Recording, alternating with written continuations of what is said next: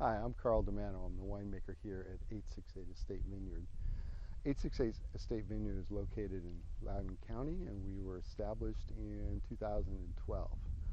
The name comes from the highest point of elevation on the property, which is up this hill here. Currently, we have 22 acres under vine. We grow Cabernet Franc, some Chardonnay, and the Vidal Blanc we used in our Governor's Cup winning Vidal Blanc Pasito. So this is a 2017 Vidal Blanc Pasito Governor's Case wine and the ultimate Governor's Cup winner. It's an interesting story. The Vidal Blanc did not start out to be used for dessert wine. The Vidal Blanc was planted with another 10 acres of vineyard in 2012, and it was planted really so that we could see vines from our tasting room. While we had 10 acres under vine, none of it was visible for customers, so we put in just about 4/10 of an acre so that people could see vines from the tasting room. The vines grew well, and we always got a nice crop from it, and we used it in one of our whimsical sweet wines. But as that gained traction and other grapes were used in that wine, we wanted to find something to do with the Vidal. In 2016, we tried a dessert wine. Late harvest style wine. We left the grapes out in the vineyard as long as we could, where they just sat there and kind of mocked us. But we did try and sweeten them up, some cryogenic extraction, and made our Vidal Blanc late harvest. It was a nice wine, but it certainly wasn't what we were trying to achieve from those grapes. So in 2017, inspired by some other Virginia vineyards who had success with the Pasito method, the drying of grapes before pressing them, we tried that. Extremely labor-intensive process.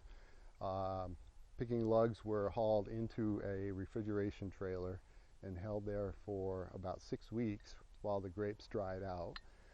They were hand carried out of the trailer and then into the press. So the juice was nice and sweet, about 32 bricks. Fermented that to somewhere in the 8% residual sugar range, and then had to go to great lengths to get it to stop there. Chilled it down, filtered the wine again until we achieved a stable wine. The wine was bottled in the small bottles, and then the wax was hand applied, and entered it. Knew we had a nice wine, but were really pleasantly surprised when we found out that the wine had not only won a gold medal and then been in the Governor's Case, but then ultimately named the Governor's Cup winner.